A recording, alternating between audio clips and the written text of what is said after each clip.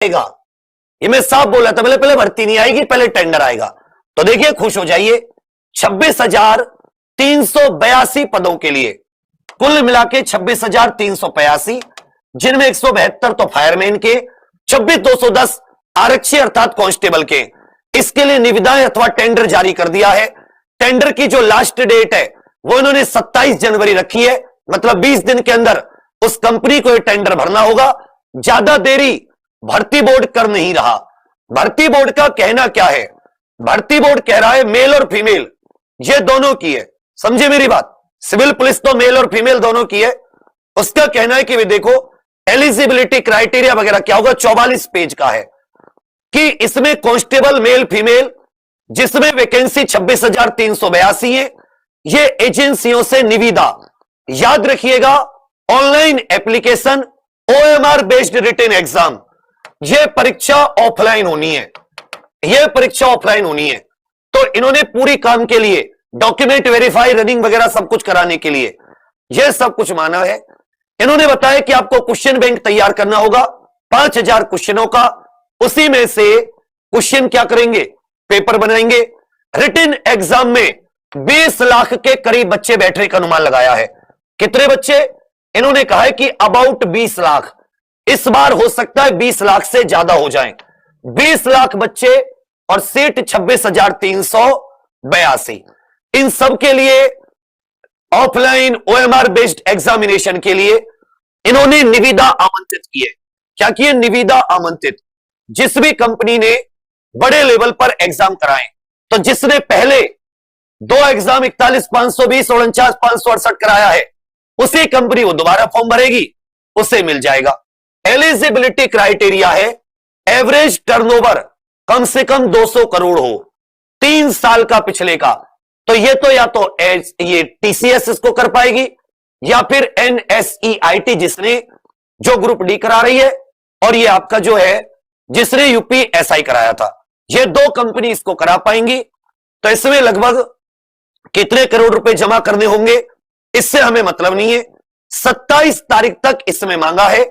20 लाख बच्चे इन्होंने उम्मीद जताई है, ऑफलाइन पेपर होगा और 27 तक इन्होंने ये। तो इसका मतलब अगर ये कंपनी चुन ली जाती है तो फरवरी के अंत में फॉर्म जो आएंगे, देखो फॉर्म ऐसा हो सकता है कि ये पहले घोषणा कर दें, ये भर्ती की घोषणा कर दें कल बल में बोर्ड, या इस हफ्ते में भर्ती घोषित हो जाए और बेशक कह दे कि फॉर्म 1 मार्च से भरवाएंगे, ये कह दे कि फॉर्म बाद में भरवाएंगे। अभी केवल भर्ती का विज्ञापन, क्योंकि 20 दिन में ये निविदा को चेक करने में 10-12 दिन, सेलेक्ट करने में, फिर वो अपना पूरा सिस्टम जमाने में, क्वेश्चन उनके पास बने हुए होते ही हैं। तो इसमें 20 ये और 30 वो, 50 दिन तो लगनी है। तो फरवरी का एंड चला गया, लेकिन तब तक हो सकता है कि आचार संहिता आ जाए। तो इसलिए बोर्ड क्या करेगा कि वो घोषणा पहले ही कर देगा। अब घोषणा ना भी करे तो तुम्हें पता चल गया कि 26,382 वैकेंसी आ गई, लाखों की संख्या में विद्यार्थी बैठेंगे और बहुत ही टफ कंपटीशन होगा। कम से कम इस तैयारी की, बेहतर तैयारी के लिए आपको 90 से 120 दिन चाहिए।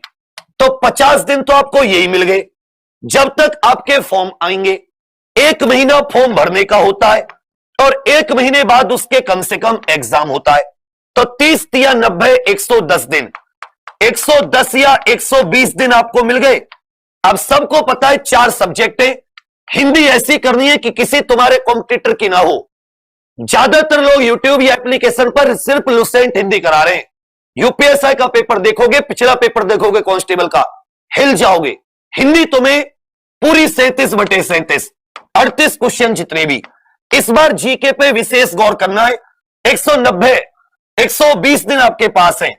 करंट की क्लास एग्जाम्पल की सुबह 6 से 8 लेना शुरू कर दो। हर हाल में यह जान डालेगी इस कांस्टेबल की भर्ती में। जीके 120 दिन काफी है हर एक सब्जेक्ट अच्छे से रिवीजन करने के। मैथ में 15 से 18 क्वेश्चन आते हैं, लेकिन 4-5 क्वेश्चन बहुत अच्छे आते हैं, कम से कम 5 से 8 क्वेश्चन। इसको बहुत बेहतरीन बनाना है। और रीजनिंग तो तुम्हारी ऐसी होनी चाहिए कि किसी की रीजनिंग ऐसी ना हो, क्योंकि 55 क्वेश्चन रीजनिंग के आते हैं, 37-38 तो रीजनिंग के, और 17-18 क्वेश्चन आते हैं मैथ वाली रीजनिंग में। तो ये सबसे महत्वपूर्ण है, इसलिए मैंने आपको दीपक चौधरी सर यूट्यूब पे दे रखे हैं। अगर आप वहां से करना चाहते हैं, सुबह 6 से 8 करंट, 8 बजे रीजनिंग, 9 बजे जीके, 10 बजे मैथ, 11 बजे हिंदी, ये सुबह का स्लॉट है। फिर रिवीजन करो। शाम में शुरू करनी है तो 5 बजे, 6 बजे, 7 बजे, 8 बजे, 9 बजे, 10 बजे।